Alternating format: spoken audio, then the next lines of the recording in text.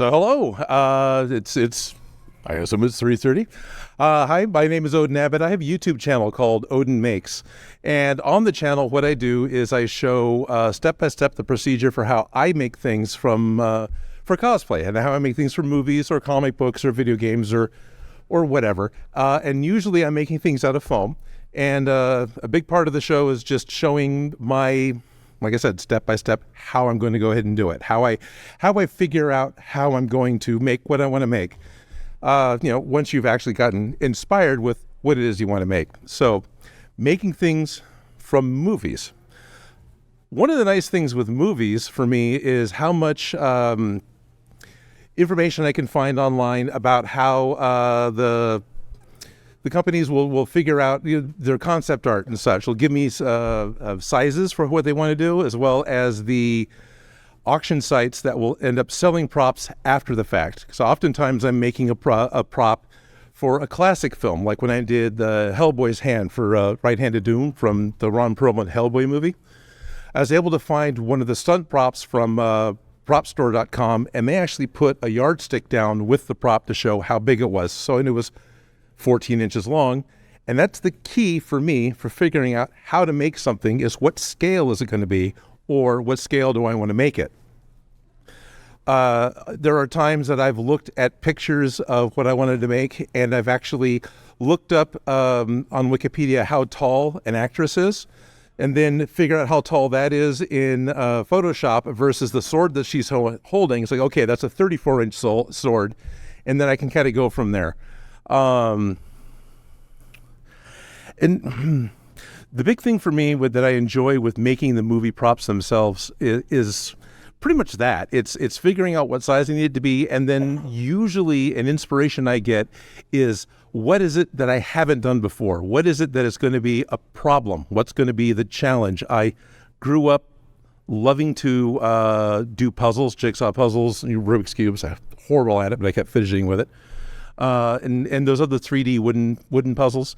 So I approach prop building the same way. It's a puzzle. How do I want these parts to go together? How am I going to make this pile of stuff look like what I want it to look like at the end?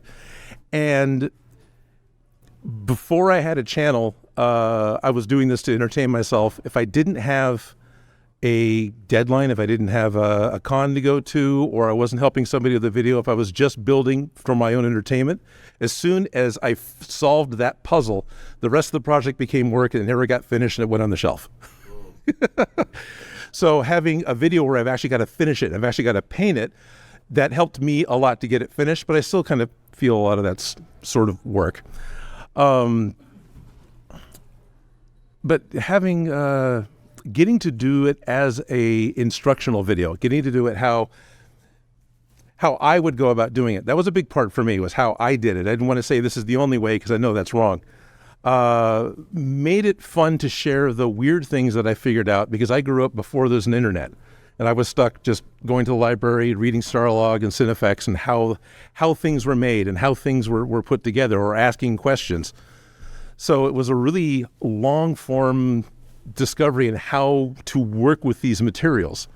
The biggest plus I had was taking a class for puppetry in college, which that was my introduction to foam and contact cement. And the whole idea of pattern making, with being able to, I've had sewn, so I understood darts, but getting a flat sheet of foam in order to make it into something kind of rounded, and using barge contact cement. In the 80s, and safety is not a big thing. So we're in a classroom with a bunch of students and a 5-gallon bucket of barge. I didn't even know they sold them that big. And they just pull the lid off, and we all would take tongue depressors or paintbrushes right into it, and then work it all class with this 5-gallon bucket, outgassing the lovely, fumes into the class. I try to wear a mask now instead of breathing all that in. So, the love of doing the puzzle aspect of it, the problem aspect of it, the problem solving, is a big driving force for me. And I feel like that's an important part of showing in the channel, because I know it can be frustrating when you come up to something you weren't expecting. And now you have to figure out not only how you want to move forward, but how to move backwards to get back to where you wanted to be, to keep going, if that makes sense. So I went down a path and I hit something. This has happened in the channel. Godzilla diapers. I call them the diapers. On my Godzilla suit upstairs, he's got a pelvis piece that his tail's attached to. I had made that as a piece before I made the legs. And so I got it all put together, and before I made the tail. I've got it all put together. And then when it came time to put the tail on it, it was no longer strong enough, or it was too big, or there was some reason I had to undo it and redo it to make it work. And it bothers me a little bit mentally to have to redo something, but it becomes, if I look at it as a challenge, as a puzzle of how I'm going to undo what I had, get back to a point where I'm not zero, and then move forward again to finish it up, that's the part that I really enjoy. Yeah, and I'm well prepared today. So the movie props, I got to grow up watching. My dad was an engineer. That helped a lot. I didn't go to school for it, but watching him, learning from him. But he would, working in his head all day, he would come home, and the only way he could stop working is we would go to the movies, basically, or watch TV. And then he could relax, look at the story, and when that was done, he wasn't thinking about work anymore, and he could be off for the rest of the night, or sometimes the rest of the weekend. So I saw everything in the 80s in the movies. And that was and I still enjoy having had that, seeing it bigger than life, and wanting to have the things that were on screen.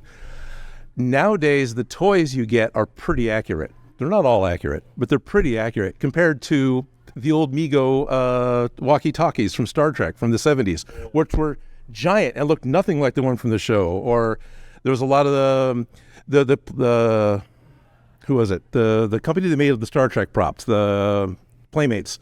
They did a really good job, but they would scale them down or alter the scale a little bit to fit in the package, to fit batteries. And that always bugged me because they were wrong. And so that was another big thing with wanting to build stuff, was to build something that, getting back to scales, was correct for at least what I wanted. I still have to compromise on battery sizes sometimes. You go up and look at a couple of my things, and the hilts are a little bigger than they should be, so I can get the battery in there, because I'm stuck with some real life electrical needs versus video game physics. Yeah, I've really enjoyed it. I've really enjoyed getting a chance to be able to make a channel and be able to share what I've done with everyone and get the feedback of the inspiration of just trying to share what I've learned with other people and seeing what they've made. It's amazing to me, some of the stuff I've seen that is nothing I've ever shown, nothing I've ever talked about, but I get told that if it wasn't for the channel and the techniques you've shown, I wouldn't have been able to do this. And that's a huge reward, and I really quite enjoy that. Absolutely, yes. Speaking about the agriculture, was that this carrot and not those secrets and all about caring? Right, definitely. Yes. Who was that? There was Tom Savini talked about Dick Smith and with his makeup, and he was sharing, because at his time nobody shared. It was all trade secrets. Yeah. And I think reading about that helped. Yeah, me with the idea of making sure to share with what I'm doing. And it's just knowledge. It's, if I share it with somebody else, my knowledge isn't diminished. And if anything, the love of what's going on is greater and can evolve. Yeah, I'm trying to make money doing it by having a YouTube channel, but I'm not threatened by everybody else doing it too. So presumably after some fancy nice cosplay flop and some ass said, yeah, did you get that? And I said, no, I've built it from an on-map channel for video. Well, thank you. Did you have a question as well, or are you just stretching? Okay. And yes. I do think have requests to do more Power Ranger props. Oh, yeah. I've been getting a lot of requests to do more Power Ranger props. I've got a co-host to do my stream Sunday live streams with. Her name's Felicia. She's got most of the pieces put together to do the Pink Ranger. She wants to do a complete Pink Ranger, not just the props.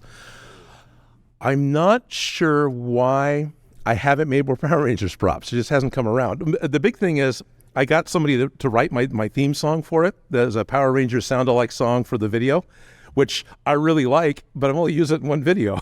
So it's... also, I got to talk to the Carla, right? The woman who played Rita. Yeah. I saw her at a con in San Diego last year. She got excited and asked me, well, can I make Rita's staff so she can take it to cons? It's like, I can do that.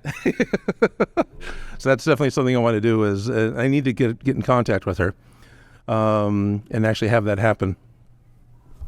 But yeah, same thing. What would I end up doing? Looking at production stills of Rita's staff, looking at drawings, seeing how tall the actress is in order to figure out how tall it should be, and then work on it from there. I also get stuck with some real world problems. Like generally, I make things out of PVC pipe. I don't have to, but generally I do. And now I've got industry standard sizes that the shaft has to be. I can add material to it if I want to make it a little bigger, but it may or may not be as strong as the original material, because I don't work with a lathe. I've got one, but I've got one chisel, and I've played it a little bit and went, yeah, I don't think this is the tool for me as much as I thought it was going to be. There's a lot more learning involved. It isn't just it isn't as easy as my dad made it look. That's the way to put it. Yeah. Yes. Yeah. What's the main thing is shoulder?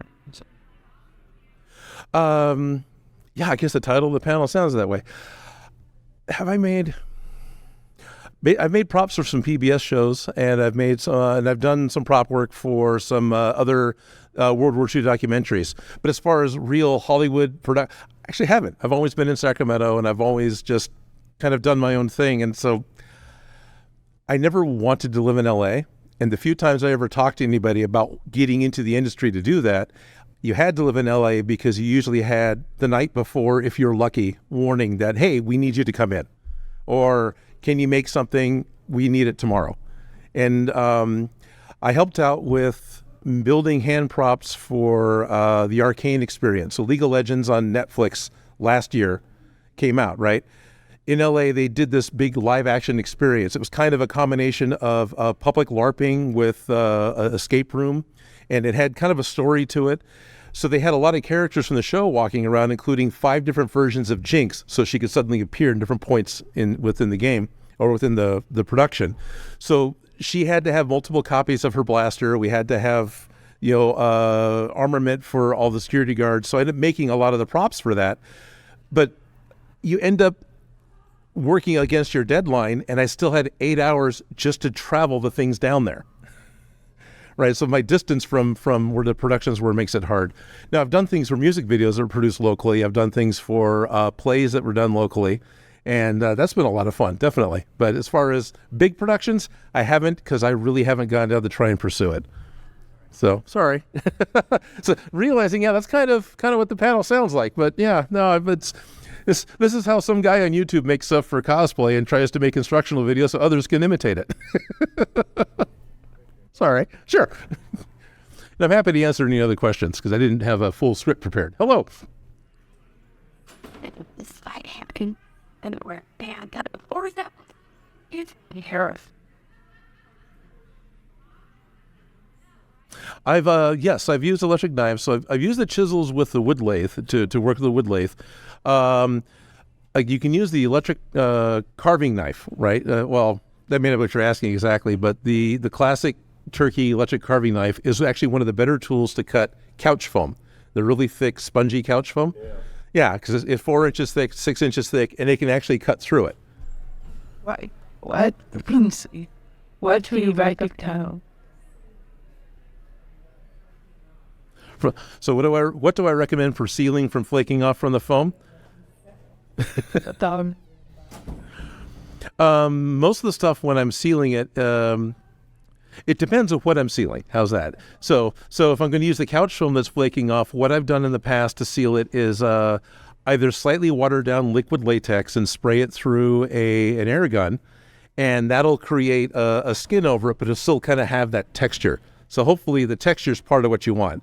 Another way to eliminate the texture is actually you spray the liquid latex on it, and then either take cheap paper towels or other tissue paper that's thin, and you lay it over it, and then you can spray it again, and that'll help make it really smooth. I've seen some people do it with cheesecloth. There's a band in the 80s called Green Jello. They started doing large foam creatures and things in their videos. I got to see them up close on stage, and they're giant Toucan Sam from the cereal Fruit Loops.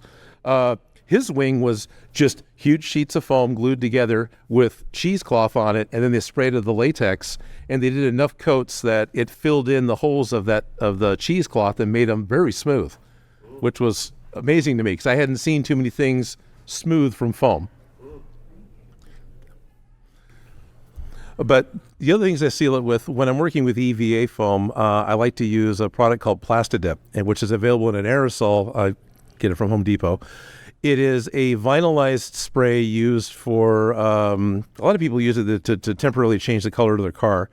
But Plastidip originally was sold as, came like a Pringles can, and you would dip the arms of your pliers in it to give them the soft vinyl. It comes in an aerosol now, so you can just spray it on, and, same thing. You should wear a mask, because if you actually read the chemicals that are in it, there's some fun stuff in there. Yeah, outdoors is best. Yes, sir. The favorite gap. Or she's up to it. I'll bet you say for The space I have now is pretty big, and I'm actually renting a space. So I've got a my shop is actually 20 by 30. I just work in one corner of it. So what you see, I'm working in about a 15 by 15, and half of that is camera and lights. Prior to that, I was working in my garage or in my driveway. And anywhere I could fit. There was times I was doing projects sitting in the living room with a piece of wood across the arms of my chair, and I've got my project in the center while the TV's playing whatever, and I could work on what I was working on. So I've worked in different sizes, but right now I've got a decent sized shop, but a lot of it is because I'm doing the channel, and I want it to look similar from video to video, and for me it was important to separate my shop from my house. So, because home, like I'll have other responsibilities and distractions, and I'm not really able to work. So having a separate place for me worked out. But it is definitely something that can be done in a garage, and I know a number of people do. Bill Duran and Beverly Duran from Punish Props, another big YouTube channel, they're actually working in their basement. So that's they do work from home. They had a shop for a little while, but they moved back into their basement the last I saw. So yeah. But what's some of the weird places I've worked? I had a table set up in the middle of C2E2 in Chicago. I was out there as a representative, not a representative, I was out there to help promote the Ryobi Makers tools, and they gave me this little tiny card table, and I had their battery operated tools. Oh no, just make something. So I was, all right, I'm gonna sit there all day making something. And that was very interesting to be, that was all hot glue and cutting, so there wasn't the toxic fumes. But to be basically on public display all day trying to make something and have people come up and talk to me, and with all the people wearing official Ryobi shirts behind me, more people talked to me because I was working on it, or I seemed more approachable. So that was all right. Thank you, guys. So that was fun. How was it making the Thanos Gauntlet? The Thanos Gauntlet? The Infinity Gauntlet was, that was, I realized I needed to do it. That gauntlet scared me for the longest time because of the amount of, you could call it gingerbread, the details that go on the back of it. But once I got into it, it wasn't so bad. I decided to use a welding glove, a leather welding glove, and then I just had to work on the back of the gauntlet. And that was a different space I was renting that was just a detached 2-car garage that didn't have any sort of air conditioning or insulation. So that was being done in the middle of the night, so I wasn't sweating to death. I think the most fun with that was trying to get the fingers to work. And I kind of did the fingers wrong for what the movie is, but I ended up cutting PVC pipe and heating it to make a scale mail to go up my fingers. And that worked really well, but of course, PVC is more of that toxic fume things when you're heating it up. But that was, I think, I say this a lot, that was a lot of fun. It was. Everything's a lot of fun. I made sure that had a pattern that went out. I think I just scanned the original piece, the original pattern I made. I never cleaned it up. A few months later, I got an email or a social media post from some 8th graders that had taken my Thanos Gauntlet into their maker class, and then used LEDs and other things in order to make the stones actually light up. And apparently they got an A on their project. So yeah. That's what we did live again. Right. I wish I had a maker's class. I remember painting gym socks into a shark puppet. That's what my makers that I remember doing. Okay.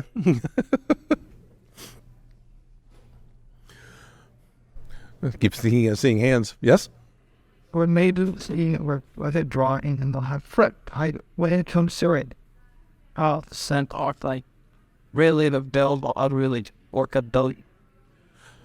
So how do I look at, so earlier I talked about looking at concept drawings or movie art in order to see a prop and how it was put together. What I'm being asked is, what if there isn't good enough reference material? How do I go about figuring it out? I've actually built some props based off of a couple of shots from a preview, like when I made the Red Guardian helmet.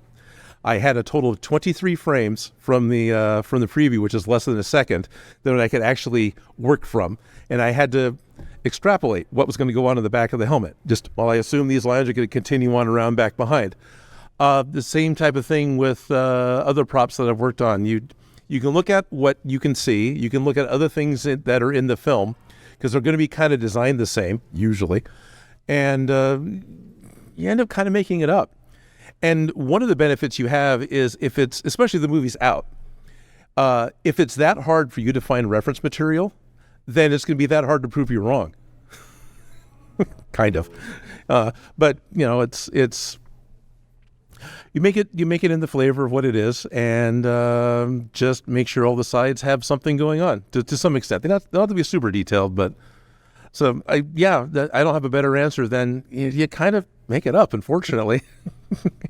And some of the things you have to make up is how thick is it, because you'll see things that either are too thin to be made out of something lightweight like foam, or you just never see from a different angle.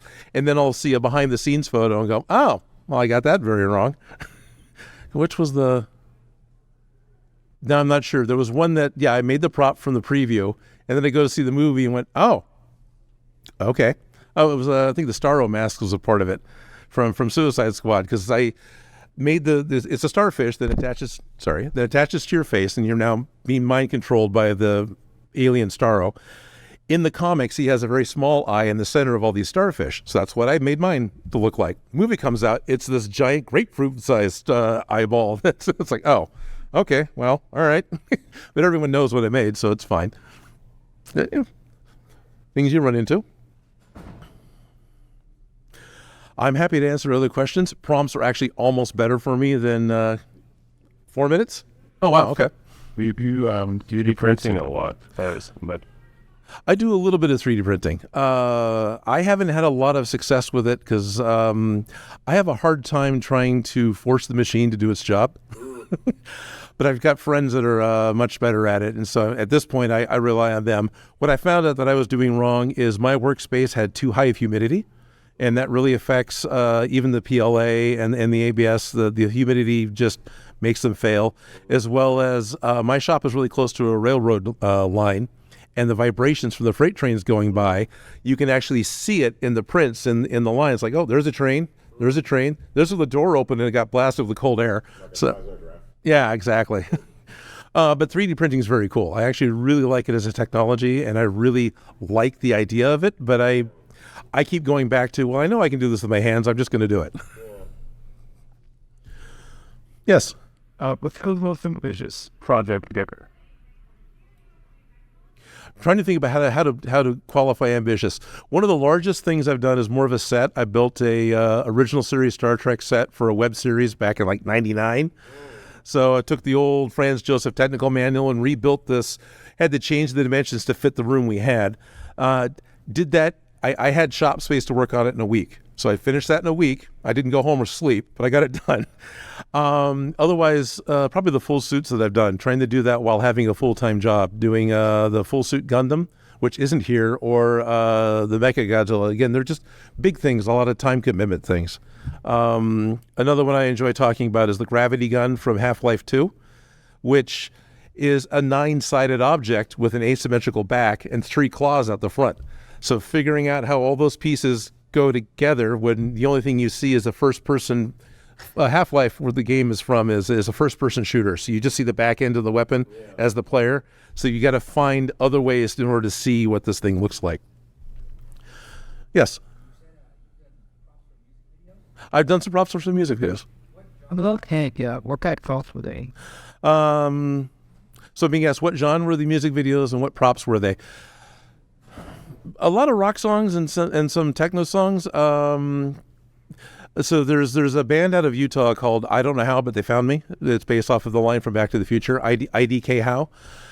They've done 3 different music videos here locally, and so I helped make some kind of robot-looking things that are backup band singers. There was a control board for them. Specifically, I made the control board from scratch with little switches that light up. There was another band called Werewolf. It's 2 V's, a Werewolf. In the music video, there's this character. He's not from anything. He's just all yellow with a computer monitor for a head. And so I made the practical computer monitor that had flashing LEDs so they could then put, they tracked real video onto him, but he had the interactive light. And during that video, he would have to smash different things in his apartment as he kind of freaked out. So everything was painted blue and painted magenta on the inside. So I helped get a lot of those things figured out and how they were going to do it and how to get things painted. And so those are 2 things that came to mind. There was Vicky T, I think was her name. She had a music video where we made this futuristic-looking car. And then for a sequence of her driving down the road, they made a stop motion. So I helped make the train for the stop motion of that, and then took an old Mach 5 from Speed Racer and remodified that to make it look like the large-scale version that I had mocked up. So weird little things. But I'm getting signals that apparently it's already 4 o'clock. And anyway, I appreciate everyone coming in and listening to me. And, there's going to be lots of different ways to do a panel on how to make things or how I make things for movie props. And this was how Odin makes. Thank you, guys. You want to say their rest part? What's that? Oh,